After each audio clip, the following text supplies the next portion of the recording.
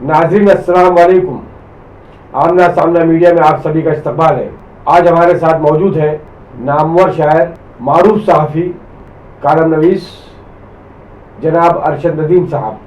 अरशद नदीम कौमी कौंसल बराए फ़रोग़ उर्दू ज़बान से भी वाबस्ता रहे हैं। हिंदुस्तान के बड़े अखबार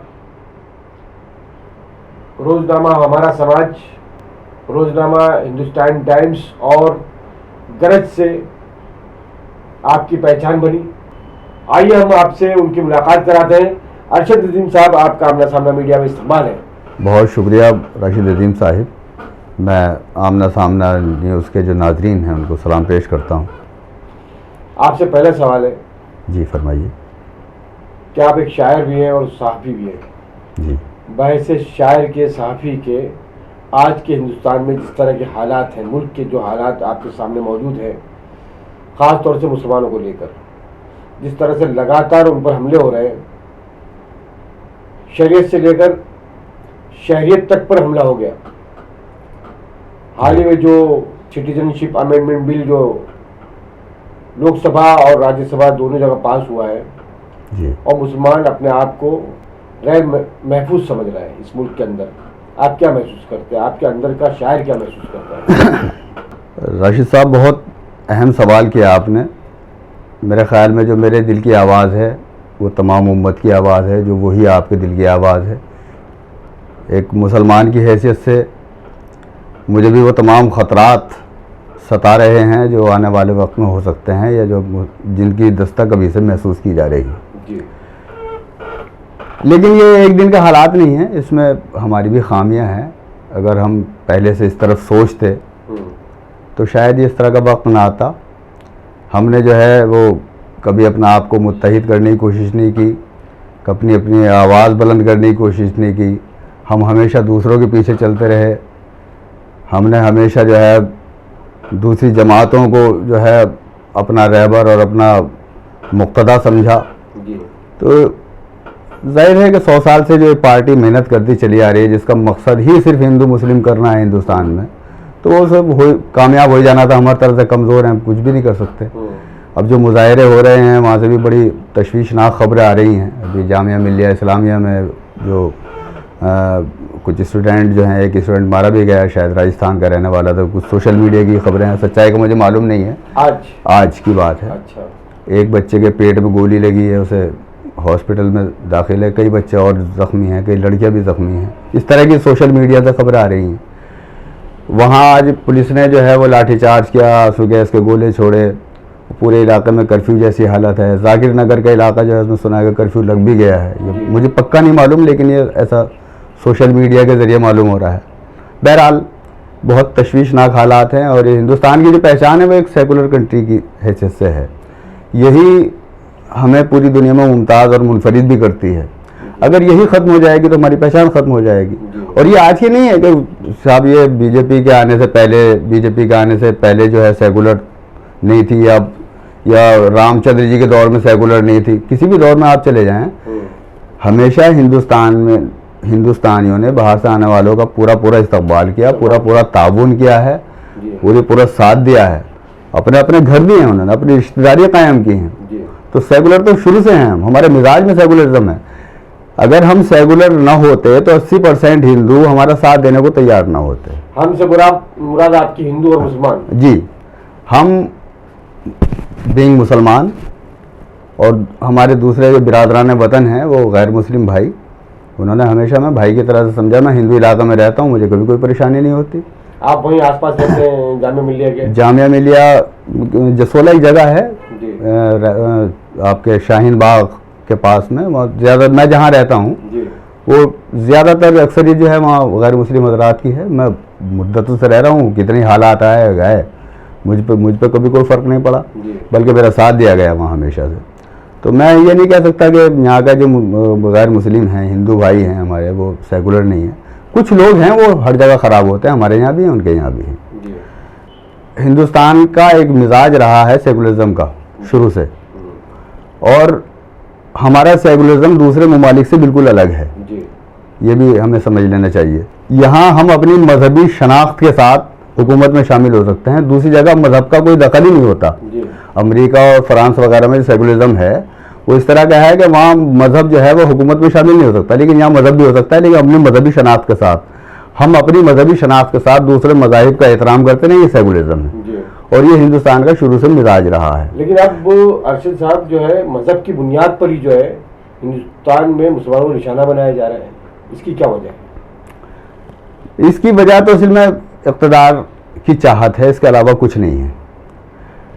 وہ جانتے ہیں کہ 80% ہندو جو ہے وہ مذہبی جذبات سے جڑا ہوا ہے, اسے اگر جوڑ لیں گے تو ہماری حکومت چلتی رہے گی. جہاں ووٹوں کی سیاست ہے اور اسی پہ مائنس پلس کیا جاتا ہے. نہیں, اس کو آپ ووٹوں کی سیاست کہہ رہے ہیں, مجھے لگتا ہے کہ ووٹوں کی سیاست نہیں ہے, کیونکہ اس پر یہ محنت 80 سال سے کرتے آ رہے ہیں RSS کے لوگ یا منوواد جسے ہم کہتے ہیں, اور ان کا تو منصوبہ ہے کہ ہمیں حکومت اس لیے حاصل کرنی ہے کہ یہاں پر ہندو راشٹر قائم ہو اور یہ ملک جو ہے صرف ہندوؤں کا ہو. یہاں پر دیگر سبھی جتنی اقلیت ہیں یا جتنے طبقات ہیں ان کی شناخت مٹائی جائے اور یہ صرف ہندوستان جو ہے ہندوؤں کا ملک رہ جائے.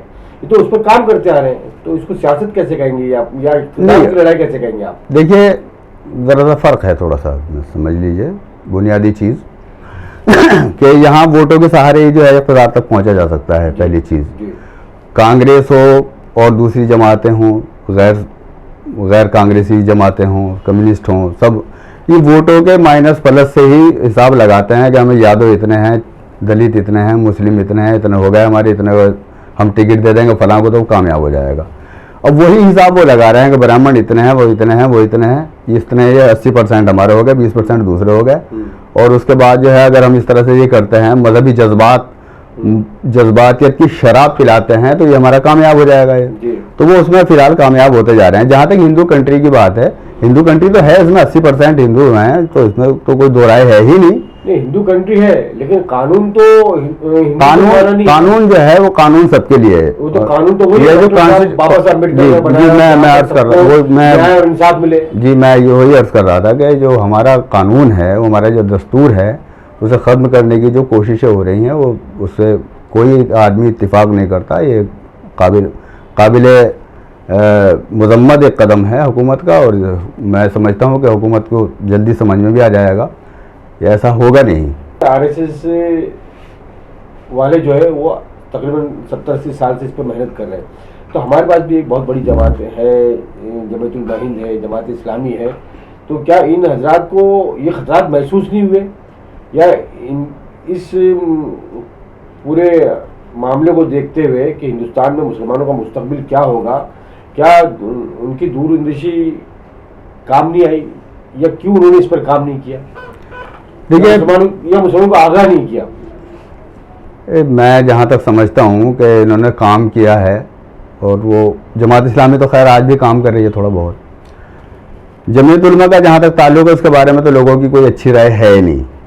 میں بچپن سے سنتا چلا رہا ہوں کہ جمعیت علماء جو ہے وہ دلالوں کی جماعت ہے. مجھے نہیں معلوم کہ وہ دلالی کرتے ہیں نہیں کرتے ہیں, لیکن عام طور پہ ان کے بارے میں یہی کہا جاتا ہے کہ وہ صرف حکومت اور اقتدار اور چند MLA اور ایک راجیہ سبھا کی سیٹ, اس کے لیے ساری محنت ہوتی ہے. خاموش معاہدے ہوتے ہیں کہ ہم ذرا بھیڑ بھر کے دکھا دیں, حکومت جو ہے اسے پسیج جاتی ہے, ان کے مطالبات منظور کر لیے جاتے ہیں. یہ عام طور پہ کہا جاتا ہے ان کے بارے میں. ارشد صاحب اتنا بڑا الزام لگا رہے ہیں. میں نہیں لگا رہا ہوں, یہ عام طور پہ کہا جاتا ہے, میں عرض کر رہا ہوں. جبکہ جمعیت علماء ہند جو ہے, جو بم بلاسٹ میں جو آروپی ہیں, ملزم ہیں, جو پکڑے جاتے ہیں, ان کا کیس لڑتی ہے, عدالت سے مقدمہ لڑتی ہے, پیسے اتنے خرچ ہوتے ہیں, بہت سے مقدمات میں ان کو رہائی ملی ہے. اللہ بہتر جانے, مجھے نہیں معلوم, لیکن میں عام لوگوں میں اپنی بات نہیں کہہ رہا ہوں, یہ عام لوگوں کی رائے ہے. اس کو نچوڑ کے میں جو میری عام جو آخری سطح کا آدمی اس سے جو بات ہوتی ہے کہ رکشہ والے سے, ایک مزدور سے, ایک بہت معمولی قسم کے لوگوں سے جو میں بات کرتا ہوں, تو ان کے تاثرات جو ہیں وہ میں بیان کر رہا ہوں. ان کی سوچ تو محدود ہوتی ہے نا, ایسا لوگ کہتے ہیں. نہیں, سوچ تو وہیں سے ہوتی ہے جی. اصل سوچ ہی وہ ہے جسے آپ جو ہے محدود کہہ رہے ہیں, چھوٹی سوچ کہہ رہے ہیں, وہی سوچ ہوتی ہے, اسی سے سوچ بنتی ہے, بڑی سوچ بنتی ہے. تو وہ لوگ جو ہیں آج اتنے مطلب یہ اس کے بدزن ہو چکے ہیں. میرے پاس دیوبند سے کئی میسیج اس طرح کا ہے کہ یہ سب کچھ ڈرامہ ہے, یہ مظاہرہ وغیرہ ہو رہا ہے NRC کے خلاف اور فلانا ڈمکانا. ایک وقت میں وہ کہتا ہے کہ ہندوستان میں NRC ضروری لازمی طور پہ ہے, کسی غیر ملکی کو میں برداشت نہیں کرتے. مولانا مدنی کا تحریری بیان ہے. اور دوسری طرف یہ کہتے ہیں کہ صاحب وہ NRC نہیں ہونی چاہیے. تو کیا مطلب ہے؟ کبھی آپ کچھ ہیں, کبھی ایک تو اسٹینڈ ہونا چاہیے. تو اگر یہی بات ایک آخری آدمی تک پہنچے گی تو وہ کیا سمجھے گا اسے؟ مجھے نہیں معلوم کہ ان کی مجبوریاں کیا رہی ہوں گی, یا ان کی ضرورت کیا رہی ہوں گی, یا اس وقت ان کا نظریہ کیا رہا, اب کیا ہے. بہرحال اگر یہ کوشش کرتے تو مسلمانوں کو ایک بہت اچھا پلیٹ فارم مل سکتا تھا, نئے نوجوانوں کی تربیت ہو سکتی تھی. آج حالات یہ ہیں کہ ایک جدید تعلیم یافتہ ایک نوجوان اور ایک مدرسے کا نوجوان ایک جگہ نہیں بیٹھ سکتے, دونوں ایک دوسرے کو جاہل کہتے ہیں. یہ فرق جو ہے کہاں سے آیا ہے؟ یہ فرق بڑے اس کو کیا اب اس کا ذمہ کیسے مانتے ہیں؟ دارالعلوم میں ماشاءاللہ اچھی تعلیم ہو رہی ہے دین کی. دارالعلوم دیوبند سے بچے اب بہت سے ایسے آتے ہیں کہ انہیں یہ پتہ نہیں کہ بس کہاں جا رہی ہے, اس ٹرین سے ہمیں کہاں جانا ہے, کون سے پلیٹ فارم نمبر پہ جو ہے ہمیں پہنچنا ہے, اس ٹکٹ میں کیا لکھا ہوا ہے. یہ تو تعلیم ہے وہاں کی. وہ ٹھیک ہے, وہ قرآن شریف کو بہت اچھے طریقے سے پڑھتے ہوں گے, سمجھتے کتنا ہے مجھے نہیں معلوم. عام طور پہ وہاں جو ہے رٹے کے لوگ آتے ہیں, ایک محدود سی سوچ ہے یہ عام طور پہ. آپ کس طرح کی تعلیم کو مطلب جو ہے دیکھیے, تعلیم کا مطلب ہے کہ جانکاری, علم کا مطلب ہے جانکاری. علم حاصل کرنا ہر مسلمان مرد اور عورت پر فرض ہے. اس میں علم قرآنیات بھی ہے, اس میں علم دنیا بھی ہے, علم دنیا میں علم سائنس بھی ہے, ریاضی بھی ہے, اور تمام علوم جو ضرورت کے ہیں, جو ہماری روزی روٹی سے جڑے ہوئے ہیں, ہمارے روزمرہ کے مسائل سے جڑے ہوئے ہیں, وہ بھی ہیں. اور جو یہ دین ہی تو ہے سب کچھ. جسے اگر اصلی تعلیم حاصل کرنا ہوگا, ساتھ ساتھ علی گڑھ مسلم یونیورسٹی ہے, جامعہ ملیہ ہے, دیوبند میں تو بننے جاتے ہیں عالم فاضل, اور دیکھیے تو اسی لیے قائم کیا گیا ہے حضور والا. پہلی بات تو یہ ہے کہ یہ جو ہم نے فرق کر دیا, یہ لگ بھگ میرے اسپین کے سقوط سے پہلے ہم نے علم کو دو حصوں میں بانٹ دیا. اسپین کے سقوط سے پہلے؟ ہاں, اسپین دیکھیے, اسپین جو ہے, اسپین جو ہے وہ ایک ایسی جگہ تھی جو دنیا کی سب سے بڑی علمی درسگاہیں تھیں وہاں. یورپ میں اندھیرا تھا بالکل. یورپ والے تو پڑھنا نہیں جانتے تھے, انہیں پتہ ہی نہیں تعلیم کس چیز کا نام ہے. سب سے پہلے یونیورسٹی کا تصور جو ہے اگر ملتا ہے تو اسپین میں ملتا ہے. وہاں سے پھر جب یہ علم اس زمانے میں جو لوگوں نے مطلب یہ کہ وہاں علوم کی بہت مختلف علوم کی کتابیں جو مصر کی اور روم کے تمام جتنا جدید علم تھا, ارسطو کے فلسفے وغیرہ وغیرہ, وہ تمام ٹرانسلیٹ کر کے ڈال دیے تھے. زمین کی لمبائی کتنی ہے, سمندر کی گہرائی کتنی ہے, کون سا ستارہ کتنی دوری پہ ہے, یہ تمام اس زمانے میں جو ہے انہوں نے سب چھان دیا تھا پوری طرح. مسلمانوں نے چھان دیا تھا.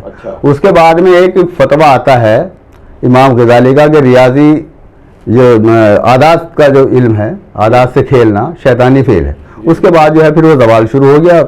پھر وہاں جو ہے کیا نام کیا ان کا عہدہ تھا, وہ شریعت سب کچھ تھا کہ وہ خلیفہ ابھی جو مفتی اعظم سے مشورہ کرتا تھا, اور مفتی اعظم کے آنے شروع ہوا, اور اس کے بعد میں تمام ہمارا مسلمان پوری طرح زوال پذیر ہونا شروع ہو گیا. یہ وہاں سے زوال ہے. وہیں سے علم کی دو شاخیں ہیں, علم دنیا اور علم دین. حالانکہ علم دنیا اور علم دین کوئی چیز ہے ہی نہیں. علم تو علم ہے. اللہ تعالیٰ نے کبھی کوئی تفریق نہیں کی. اللہ تعالیٰ بار بار قرآن میں فرماتا ہے غور کرو, فکر کرو, زمین کے نیچے خزانہ ہے, آسمان میں کچھ ہے, ہوا میں کچھ ہے. یہ تمام چیزیں قرآن سے ملتی ہیں ہمیں. تو یہ قرآن کوئی علم دنیا ہے؟ قرآن تو آسمانی علم ہے. ایک آسمان سے ہمیں علم مل رہا ہے کہ ہمیں جو ہے یہاں یہ محنت کرنی چاہیے, اور ہم اس میں فرق کر رہے ہیں کہ صاحب وہ جو علی گڑھ یونیورسٹی میں جانے کے بعد آدمی کافر ہو جاتا ہے, اور کسی عیسائی ادارے میں اگر پڑھ لے گا تو وہ مطلب بالکل بدتر ہو جائے گا. دیوبند میں پڑھ لے گا تو کیا وہ کتنے بھی غنڈہ گردی کرتے ہوئے جو مسلمان رہے وہ جنت میں جائے گا. کیا بات ہے؟ یہ تو میری سمجھ سے باہر کی چیز ہے. علم کو تقسیم نہیں کرنا چاہیے. اور یہ اتنے بڑے بڑے ادارے ہیں, سب مانتے ہیں کہ حدیثیں ضعیف ہیں. 1000 سال سے آج تک ان کی کوشش یہ نہیں ہو سکی کہ جو ضعیف حدیثیں ہیں وہ صاف کریں. اتنے بڑے بڑے ادارے لیے بیٹھے ہیں, یہ کروڑوں اربوں روپیہ جو ہے چندہ کھاتے ہیں, اتنی بھی کوشش نہیں کر سکے کہ جو جن پہ ہمارے اختلافات ہیں وہ اب مانتے ہیں. دیوبندی سے چلے جائیے وہ بھی کہتا ہے ہاں حدیث ضعیف بھی ہوتی ہے, اور بریلیوں میں چلے جائیے تو وہ بھی مانتے ہیں, اہل حدیث بھی مانتے ہیں. حدیث ضعیف سب مانتے ہیں, لیکن ضعیف کو نکالنے کے لیے کوئی تیار نہیں ہے. ارشد صاحب, ان سارے حالات کے لیے ہندوستان میں پھر یہ ارشد مدنی صاحب کا گروپ ہے, یا محمود مدنی صاحب ہے, یا دیگر علماء کرام ہے, وہ ذمہ دار کیسے ہو گئے؟ تو وہ کس بات کے ہیں ذمہ دار ہو؟ مطلب وہ کس بات کی تنظیم لیے بیٹھے ہیں؟ مسلمانوں کو اکٹھا کرنے کے لیے، رام لیلا میدان بھرنے کے لیے، مسلمانوں چندہ کرنے کے لیے، مسلمانوں سے ووٹ ڈلوانے کے لیے، مسلمانوں سے لاٹھی چارج کروانے کے لیے، اسی لیے بیٹھے ہوئے ہیں وہ. بابری مسجد کا معاملہ آیا تو ان کا تو رول رہا نا، اہم رول رہا نا ان لوگوں کا. ابھی ریویو پٹیشن انہوں نے سب سے پہلے فائل کیا آل انڈیا مسلم پرسنل لا بورڈ سے پہلے، وہ چلے گئے وہاں پر. وہ ان کا معاملہ تو یہ وہ جو ہے آر ایس ایس کے جو چیف ہے ان سے ملے، باتیں بھی تو ہوئی. آر ایس ایس کے چیف سے کیوں ملے؟ سوال یہ ہے. یہ تو آج تک پتہ، یہ آپ وہ جو بند کمرے میں باتیں ہوئی وہ تو مجھے معلوم نہیں ہے. کہ آج لوگ کہتے ہیں کہ وہاں صاحب وہ ملے، اور اس سے پہلے جو ہم سے گالی دلوائی انہیں. آر ایس ایس کو گالی کس نے دلوائی ہم سے؟ آپ کی جمعیت علماء نے دلوائی. جماعت اسلامی نے تو کبھی نہیں کہا، یا ملی کونسل نے کبھی نہیں کہا، اور بہت سی تنظیمیں ہیں ہمارے یہاں کہ آر ایس ایس کو گالی دیجیے آپ. سب سے زیادہ گالی کس نے دلوائی؟ انہوں نے دلوائی. اب یہ جا رہے ہیں وہاں دعوتیں کھا جا رہے ہیں. یہ کیا ڈرامہ کا ہے بالکل. اب ایک بھائی جو ہیں وہ مودی جی کے پاس جا رہے ہیں. پہلے مودی جی کو سب سے برا بلا جاتا تھا، مسلمانوں کا قاتل، الانا فلانا ڈھمکانا. اب وہ پھر وہاں جا رہے ہیں ان کے پاس. لاہور والا قوت میں سمجھ بات نہیں آتی. دور تک جائے گی. اب آتے ہیں، آپ ایک شاعر بھی ہیں ماشاء اللہ، کیونکہ باتیں تو بہت ساری ہو سکتی ہے. میں یہ کہہ رہا ہوں کہ ان حالات میں اب جو حالات پیدا ہو گئے، چاہے کسی وجہ سے ہوئے، ہماری کمزوری کی وجہ سے یا ہماری جو رہنما تھے وہ غافل تھے، وجہ کوئی بھی نہیں، اب کیا کرنا چاہیے مسلمانوں کو؟ دیکھیے، سب سے پہلی بات تو یہ ہے کہ ہمیں تمام مسئلے کے اختلافات ختم کر دینے چاہیے، اور یہ میں مجھ سے ختم ہوں گے. میں ایک شیعہ کو گلے لگاؤں، میں ایک بریلوی کو گلے لگاؤں، بریلوی مجھے گلے لگائے. میں محبت سے رشتے بنتے ہیں. ہمارے یہاں اگر نفرت ہوگی، کہیں بھی دنیا میں کہیں بھی نفرت ہوگی تو رشتے نہیں بنا کرتے. نہیں، کہتے ہیں ایک بات ہمیشہ ہوتی ہے، جب تک مسلمان پٹتا نہیں ہے تو اکٹھا نہیں ہوتا ہے. ایسا کچھ نہیں ہے. دیکھیے، اب سے 200 سال پہلے کی یورپ کی تاریخ اٹھائیے آپ. مسلکی اختلافات کا عالم آپ دیکھیں کس قدر لڑائیاں آپس میں ہوتی تھی ان کی. 200 سال پہلے جو ہے پورا یورپ جو ہے آپ کو لاشوں سے پٹا ہوا نظر آتا ہے. ہر جگہ مطلب اس سڑی ہوئی گوشت کی بدبوئیں آتی ہیں آپ کو. وہ کیا تھا؟ مسئلے کے اختلافات تھے. اس کے بعد سب سر جوڑ کے بیٹھے کہ یار یہ ہو کیا رہا ہے، ہم آپس میں مر رہے ہیں. پھر وہ اچھا یہ ہے جو ہمارا یہ چرچ ہے یہ حکومت میں مداخلت کرتا ہے، اور حکومت پھر وہ جس مسئلہ کا آدمی ہوتا ہے اس کو سراتی ہے اور دوسرے مسئلوں کو اس کا ایکسپلائٹ کرتی ہے. یہ وجہ ہے بنیادی. تو انہوں نے اسے جو ہے وہاں سے فیصلہ کر لیا کہ حکومت میں چرچ کو داخل نہیں ہونے دیں گے کسی قیمت پہ بھی. اس سیکولرزم کا نظریہ وہاں سے آیا ہے. تو اب آج بھی اختلافات ہیں وہاں، لیکن آپ نے کبھی سنا ہے ہم جو ایک قرآن کو ماننے والے ہیں، ایک رسول کو ماننے والے ہیں، ایک اللہ کو ماننے والے ہیں، ہمارے اندر سینکڑوں اختلافات اور سب احادیث کے ذریعے. تو جن اختلافی احادیث ہیں وہ ہمارے علماء کرام آپ ان میں سر جوڑ کے بیٹھے ہیں کہ بھائی دیکھو یہ تمہاری غلطی ہے، یہ ہماری غلطی. جو کچھ ہو چکا. نماز ہم تمہارے پیچھے پڑھیں گے، تم ہمارے پیچھے پڑھو، مت پڑھو، آپ اپنی پڑھو، لیکن ایک جگہ بیٹھ لو. اتحاد کی طاقت ضروری ہے. اتحاد جب تک نہیں ہوگا آپ کچھ نہیں کر سکتے. چلیے، بہت بہت شکریہ. میرا اگلا سوال ارشد صاحب کہ اردو، کیونکہ آپ ایک معتبر شاعر بھی ہیں ماشاءاللہ اور صحافی بھی ہیں، آج کے ہندوستان میں اس کا کیا مقام ہے، کیا کردار ہے؟ زوال پذیر ہو رہی ہے یا اردو کو فروغ حاصل ہے؟ دیکھیے، جو اردو والے ہیں ان کی بات تو چھوڑ دیجیے آپ. اردو والے تو اسے کھانے کمانے کی زبان سمجھ کے بیٹھ گئے. وہ تو ایک مضمون لکھیں گے، اسے چھپائیں گے، اخبار نہیں خریدیں گے. آپ کے یہاں اگر انٹرویو دینے کے لیے آئیں گے تو پہلے پوچھیں گے کیا آپ ہمیں پیش کریں گے. کسی سیمینار میں جائیں گے تو وہاں ان کے ایک باقاعدہ طے ہوتا ہے. تو بغیر پیسے کے لیے 786 بھی شاید میں لکھ کے دیتا ہوں کسی کو. ان کی تو بات چھوڑ دیجیے آپ. جو نئی نسل آ رہی ہے وہ باقاعدہ اردو پڑھنے کی کوشش کر رہی ہے. بہت سارے لوگ تو مجھ سے وابستہ ہیں جو غیر مسلم ہیں، اور میں بڑے خوشی کے ساتھ کہتا ہوں کہ میرے بچوں کے تلفظ میں خرابی ہو سکتی ہے، ان کے خرابی نہیں ہے ذرا سی.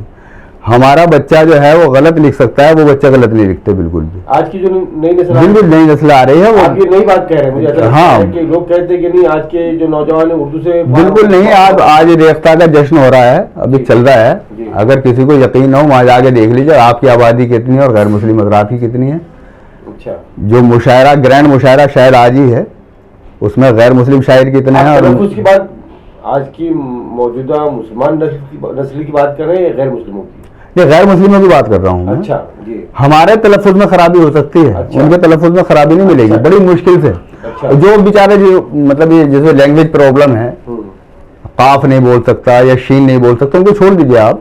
چند ہوتے ہیں ہمارے یہاں بھی ہیں, لیکن ان کے یہاں جو ہیں وہ ہمارے یہاں عام طور پہ غلط تلفظ رواج پا گیا ہے. بہت سارے لفظ ہم جو غلط بولنے لگے ہیں, ان کے یہاں جو ہے پوری تحقیق کرتے ہیں. ایک صاحب ہیں وریندر قمر, بدرپور ایک جگہ ہے دلی میں, وہاں کے رہنے والے ہیں. وہ کوئی بھی لفظ ہوتا ہے تو وہ پہلے اس کی تحقیق کرتے ہیں کہ میں اس کا تلفظ صحیح کیا ہے. مجھ سے پوچھیں گے, کسی اور سے پوچھیں گے, 3-4 جگہ پوچھنے کے بعد وہ مطمئن ہوتے ہیں, پھر اسے یوز کرتے ہیں. یہ جذبہ ہمارے یہاں سے ختم ہو گیا. ہمارے ہاں تو حال یہ ہے, آپ بھی کیونکہ ایک علمی گھرانے سے تعلق رکھتے ہیں, کہ ہمارے بچے جو ہیں وہ پہلے ہمیں روک ٹوک ہوتی تھی جب آپ اور ہم تھے بچے, تو ہمارے بڑے جو ہے ہمیں کہا کرتے ہیں یعنی ایسے نہیں بولتے, ایسے بولتے ہیں. ہم یہ تربیت نہیں کر رہے ہیں. ہم انگلش میڈیم اسکول میں پڑھانے کے بعد ہمارا بچہ جب انگریزی بولتا آتا ہے تو ہم سے بڑا کوئی نواب نہیں ہوتا. ہم سمجھتے ہیں کہ ہم جو ہیں بس یورپ کے سارے مالک بیٹھے ہم بن کے. وہ جو غلط الفاظ بولتے ہیں اس پہ روک ٹوک نہیں. اور میں عرض کر رہا تھا کہ غیر مسلم حضرات جو ہیں وہ ایک ایک لفظ کی باقاعدہ تحقیق کرتے ہیں. ہمارے یہاں تحقیق کا جذبہ ختم ہو گیا. تحقیق کا جذبہ کیا ختم ہو گیا, ہم نے اپنے اولاد کی تربیت کرنا چھوڑ دی. زبان کی طرف ہمارا کوئی دھیان ہی نہیں ہے. ایک نعرہ ہم نے پکڑ لیا ہے کہ اردو کو روزی روٹی سے جوڑ دیا جائے, باقی سارے مسائل ختم ہو جائیں گے. میری سمجھ میں آج تک یہ بات نہیں آئی کہ وہ کون سی زبان ہے یا کون سا سبجیکٹ ہے جو روزگار کی گارنٹی دیتا ہے. آپ زبان پڑھیے, اپنی تہذیب کی حفاظت کے لیے پڑھیے, اپنے کم سے کم اپنے مذہب کی صحت لفظی کے لیے پڑھیے. آپ کا سارا لٹریچر اردو میں ہے. اردو میں جتنی کتابیں ہیں دوسری زبانوں میں نہیں ہیں, حالانکہ دوسری زبانوں میں بھی آ چکی ہیں. ہمارا جو زیادہ جو خزانہ جو ہے ہماری سماجی مذہبی جو ہمارا پورا خزانہ وہ تو اردو میں زیادہ. بے شک, اس لیے ہمیں اردو پڑھانی ضروری ہے کہ ہماری تہذیب, ہمارا تمدن, ہمارا ادب, ہمارا مذہب سب کچھ اردو میں ہے, اور اردو کی تعلیم اس لیے ہمارے لیے ضروری ہے. میں نے ہندی سے شروعات کی تھی, میں 5ویں کلاس تک اردو پڑھا, اور اس کے بعد جو ہے میں نے پھر اردو نہیں پڑھی, پھر ابن صفی کے ناول پڑھے اور دنیا بھر کی چیزیں پڑھی. ماشاء اللہ آج آپ ماشاء اللہ اردو میں اچھا مقام رکھتے ہیں, اور آپ کے اشعار بھی ہم نے سنے ہیں. میں بہت دور ابھی نہ جاتے ہوئے صرف اتنا کہوں گا کہ پہلے تو آپ کے چند شعر سننا چاہوں گا میں. ہم چاہیں گے کہ ناظرین آپ کے خاص اشعار. بالکل, یہ ملاحظہ فرما لیجیے. مطلع عرض کرتا ہوں کہ عدل و انصاف کا یوں خون بھی ہو سکتا ہے, عدل و انصاف کا یوں خون بھی ہو سکتا ہے, قتل قانون سے قانون بھی ہو سکتا ہے. کرۂ ارض نے کچھ ایسی چلی ہیں چالیں, کرۂ ارض نے کچھ ایسی چلی ہیں چالیں, اب دسمبر میں مئی جون بھی ہو سکتا ہے. کیا بات ہے, ماشاء اللہ ماشاء اللہ, بہت خوب. اعلیٰ. کرۂ ارض نے کچھ ایسی چلی ہیں چالیں, اب دسمبر میں مئی جون بھی ہو سکتا ہے. اور شعر یوں ہے کہ اس نے ہنس کر جو سرے شام کیا ہے وعدہ, اس نے ہنس کر جو سرے شام کیا ہے وعدہ, وہ تیری نیند پہ شب خون بھی ہو سکتا ہے. کیا بات ہے, واہ ماشاء اللہ. بہت شکریہ. ارشد صاحب, ایک سوال, آخری سوال یہ کہ آپ کے بہت سارے شاعروں سے تعلقات رہے, آپ کے ہم عصر اور اس سے پہلے اور آج کے 4-5 شاعر ایسے جو آپ کو بہت پسند ہیں. اب بات چلی ہے تو پھر میں تاج صاحب سے شروع کرتا ہوں. میری ان سے پہلی ملاقات سہارنپور کے ریلوے اسٹیشن پہ ہوئی تھی, اور پھر ہوئی تو پھر ہوتی چلی گئی. وہ جب دلی جاتے تھے مجھ سے ملتے تھے. وہ اصل میں شاعر تو تھے ہی بہت کمال کے, اور نیک انسان, شریف آدمی, اور ویسے ہی وہ چاہتے تھے کہ ان کے سامنے والا جو ہے ویسا بنے جیسا وہ چاہتے تھے. ان کی یہ خواہش ہوتی تھی. کئی بار جو ہے وہ شمیم مستر صاحب ہیں، مجھے ہیں، کچھ ہماری کچھ غلط حرکتیں ہوتی تھی یا شعر میں کچھ ایسا ہوتا ہے تو ڈانٹ دیا کرتے تھے وہ باقاعدہ. تو ایسے لوگ جو ہیں اگر ہوں تو واقعی شاعری بھی ترقی کرے. اب آ رہے ہیں دوسرے اس طرح کے لوگ کہ جو مشاعرے سے ہٹتے ہی جو بدتمیزی شروع کر دیتے ہیں. میں ان کا نام بھی نہیں لینا چاہتا کون کون ہے. ہاں آج کے شاعر جو ہیں وہ اسٹیج سے اترتے ہی جو ہے وہ بدتمیزی شروع کر دیتے ہیں. اسٹیج پہ بڑے مہذب نظر آتے ہیں. عمران پرتاپ گڑھی کے بارے میں آپ کا کیا کہتے ہیں؟ اچھا شاعر ہے، بہت ساری لوگ اس کے پیچھے ہیں، یہی کہہ سکتا ہوں. بک رہا ہے مارکیٹ میں، جو بکتا ہے وہ بڑا ہے. وہ بڑا ہے بالکل. اگر آج غالب ہوتے تو چنے بیچتے نظر آتے. آج تو بھائی عمران پرتاپ گڑھی کی ویلیو ہے.